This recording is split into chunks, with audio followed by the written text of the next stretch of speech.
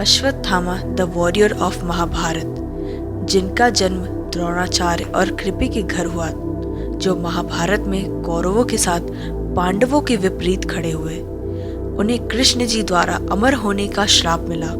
वो आज भी अपराजित और अमर है। Hi guys, welcome back to amazing Sthan. Introduction से तो आप समझ ही गए होंगे कि आज अमेजिंग स्थान में हम आपको अमर योद्धा अश्वत्थामा की कहानी बताएंगे। तो चलिए शुरुआत करते हैं। जन्म का रहस्य। अश्वत्थामा का जन्म भारद्वाज ऋषि के पुत्र द्रोण के यहाँ हुआ था। उनकी माता ऋषि शर्दवान की पुत्री कृपि थी। द्रोणाचार्य का गोत्र अंगीरा था। तपस्यारत द्रोण ने पितरों की आज्ञा से संतान प्राप्ति हेतु कृपि से विवाह किया। कृपि भी बड़ी ही धर्मज्ञ, सुशील और तपस्विनी थी। दोनों ही संपन्न परिवार से थे। जन्म लेते ही अश्वत्थामा ने ऊंचे श्रवा के सम्मान घोर शब्द किया, जो सभी दिशाओं और व्योम में गूंज उठा। तब आकाशवाणी हुई कि इस विशिष्ट बालक का नाम अश्वत्थामा होगा। बदल गया द्रोण का जीवन। अश्वत्थामा के जन्म के बाद द्रोण की आर्थिक स्थिति गिरती गई। घर में कुछ भी खाने को नहीं बचा। विपन्नता आ गई। इस विपन्नता को दूर करने के लिए द्रोण परशुराम जी से विद्या प्राप्त करने उनके आश्रम गए। द्रोण आश्रम से लौटे तो घर में गाय तक न थी। अन्य ऋषि कुमारों को दूध पीते देख अश्वत्थामा दूध हेतु रोते थे।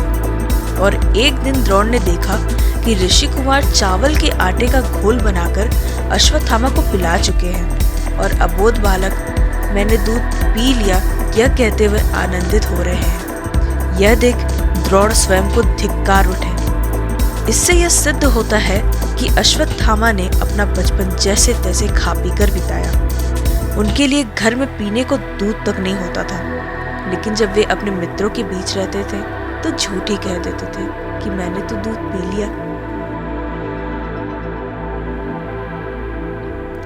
अश्वत्थामा बने शिक्षक और राजा। अश्वत्थामा को लेकर द्रोण पांचाल राज्य से कुरु राज्य में हस्तिनापुर आ गए और वहां वे कुरु कुमारों को धनुष बाण की शिक्षा देने लगे। वहां पर वे कृप शास्त्र की शिक्षा देते थे। अश्वत्थामा भी पिता के इस कार्य में मदद करने लगे। वे भी कुरुओं को बाण विद्या सिखाते थे। बाद में द्रोण कौरव के आचार्य बन गए। उन्होंने दुर्योधन सहित अर्जुन आदि को शिक्षा दी। आचार्य के प्रति उदारता दिखाते हुए पांडवों ने गुरु दक्षिणा में उनको द्रुपद का राज छीनकर दे दिया। बाद में द्रोण ने आधा राज्य द्रुपद को लौटा दिया और आधे को उन्होंने अश्वत्थामा को दे दिया। उत्तर पांचाल का आधा राज्य लेकर अश्वत्थामा वहां के राजा बन गए और उन्होंने अपने राज्य की राजधानी अहिष्यत्र को बनाया। अब द्रोण भारत भर के सबसे श्रेष्ठ आचार्य थे। कुरु राज्य में उन्हें भीष्म, धृतराष्ट्र, विदुर आदि से संपूर्ण सम्मान प्राप्त था।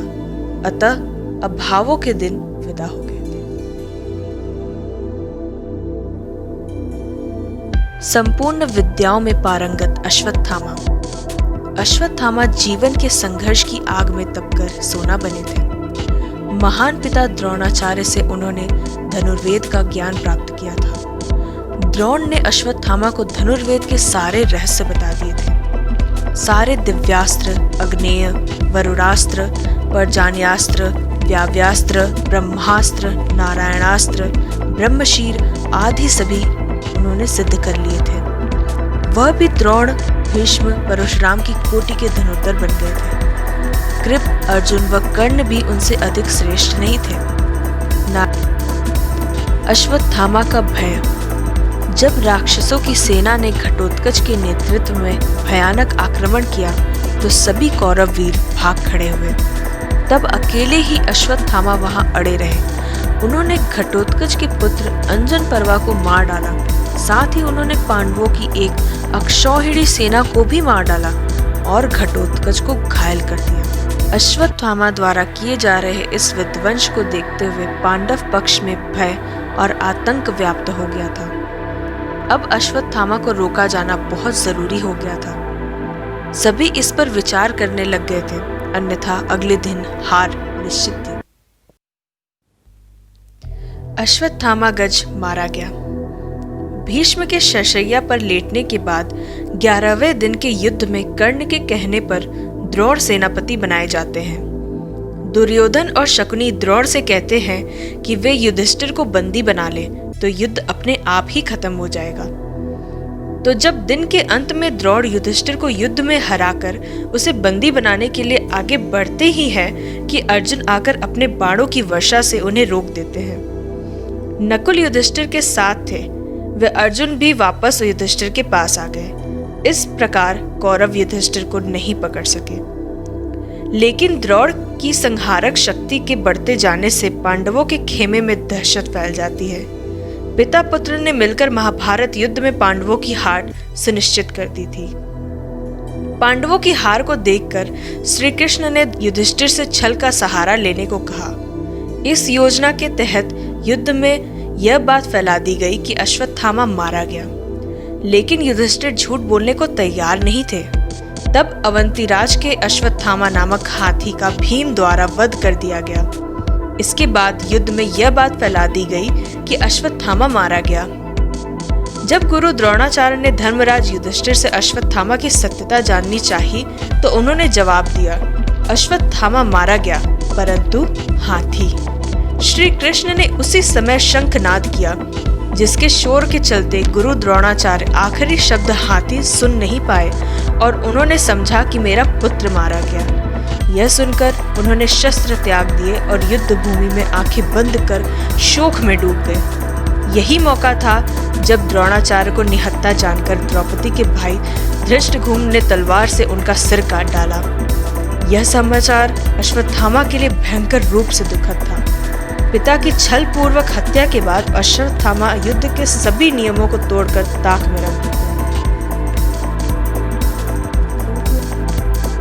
नारायणास्त्र का प्रयोग। पिता की छल पूर्वक मृत्यु से दुखी होकर अश्वत्थामा मजबूर होकर नारायणास्त्र का प्रयोग करते हैं, जिसके चलते एक ही झटके में पांडवों की संपूर्ण सेना नष्ट हो जाती है। सभी नारायणास्त्र से नष्ट हो जाते हैं, लेकिन पांडवों को इस अस्त्र से बचने के लिए तुरंत ही कृष्ण उनसे अपने अपने अस्त्र त्याग कर रथ से नीचे उतरने का आदेश देते हैं और कहते हैं कि सभी नारायणास्त्र के सामने आत्मसमर्पण कर लो, अन्यथा मारे जाओगे। सभी पांडव और सेना ऐसा ही करती हैं। समर्पण से ही वह सभी बच सके। जब अश्वत्थामा यह देखते हैं कि पांडव बच गए तो उसे उस अस्त्र पर संदेह होने लगता है। तब वह अर्जुन पर अग्नेयास्त्र का प्रयोग करते हैं, लेकिन श्री कृष्ण के कारण अर्जुन फिर से बच जाते हैं। तब अश्वत्थामा को बड़ा क्रोध आता है। वे अपने धनुष फेंक देते हैं और अपनी विद्या पर संदेह करने लगते हैं।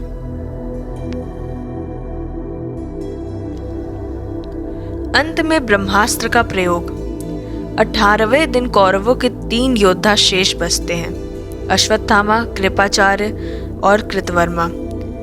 इसी दिन अश्वत्थामा द्वारा पांडवों के वध की प्रतिज्ञा ली गई, लेकिन समझ में नहीं आता कि कैसे पांडवों को मारा जाए। एक उल्लू द्वारा रात्रि को कौवे पर आक्रमण करने पर एक उल्लू उन सभी को मार देता है। यह घटना देखकर अश्वत्थामा के मन में भी यही विचार आता है और वह घोर काल रात्रि में कृपाचार्य तथा कृतवर्मा की सहायता से पांडवों के शिविर में पहुंचकर सोते हुए पांडवों के 5 पुत्रों को पांडव समझकर उनका सिर काट देते हैं। इस घटना से धृष्टद्युम्न जाग जाते हैं तो अश्वत्थामा उनकी भी वध कर देते हैं। अश्वत्थामा के इस कुकर्म की सभी निंदा करते हैं। अपने पुत्रों की हत्या से दुखी द्रौपदी विलाप करने लगती हैं। उनके विलाप को सुनकर अर्जुन उसी नीच कर्म हत्यारे ब्राह्मण पुत्र अश्वत्थामा का सिर काटने की प्रतिज्ञा लेते हैं। अर्जुन की प्रतिज्ञा सुन अश्वत्थामा भाग निकलते हैं। तब श्री कृष्ण को सारथी बनाकर एवं अपना धनुष लेकर अर्जुन उनका पीछा करते हैं। अश्वत्थामा को कहीं भी सुरक्षा नहीं मिली तो भय के कारण वह अर्जुन पर ब्रह्मास्त्र का प्रयोग कर देते हैं। मजबूरी में अर्जुन को भी ब्रह्मास्त्र चलाना पड़ता है। ऋषियों की प्रार्थना पर अर्जुन तो अपना अस्त्र वापस ले लेते हैं, लेकिन अश्वत्थामा अपना ब्रह्मास्त्र अभिमन्यु की विधवा उत्तरा की कोख की तरफ मोड़ देते हैं। कृष्ण अपनी शक्ति से उत्तरा के गर्भ को बचा लेते हैं। अंत में श्री कृष्ण बोलते हैं, हे अर्जुन, धर्मात्मा सोए हुए, असावधान, मतवाले, पागल, अज्ञानी, रथहीन, स्त्री तथा बालक को मारना धर्म के अनुसार वर्जित है। इसने धर्म के विरुद्ध आचरण किया है। सोए हुए निरपराध बालकों की हत्या की है।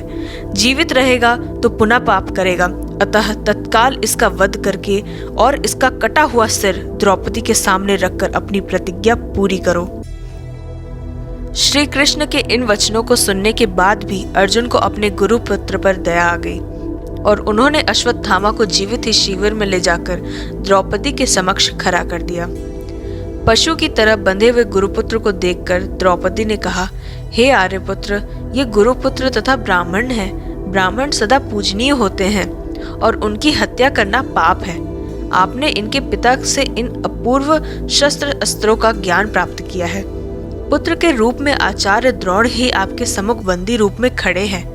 इनका वध करने से इनकी माता कृपि मेरी ही तरह कातर होकर पुत्र शोक में विलाप करेगी।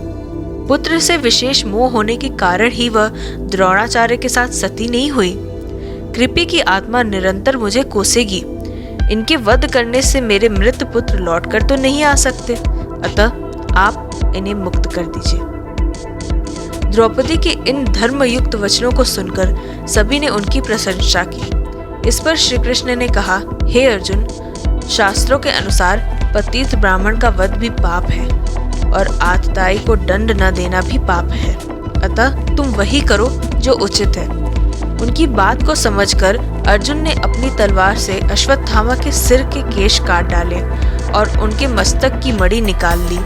मणि निकालने जाने पर वह श्रीहीन हो गए। बाद में श्री कृष्ण ने अश्वत्थामा को 6000 साल तक भटकने का श्राप दिया।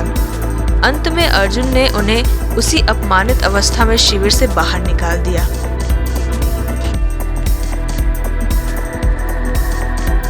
इस प्रकार हिंसा और अभिशाप में, क्रोध और विषाद में इस महान विद्वान और दूरदर्श वीर की कथा का समापन होता है। आज की ये वीडियो यही समाप्त करते हुए मैं शालू लेती हूँ आपसे अलविदा। तब तक आप अपना और अपने परिवार का ध्यान रखें। जय श्री कृष्ण।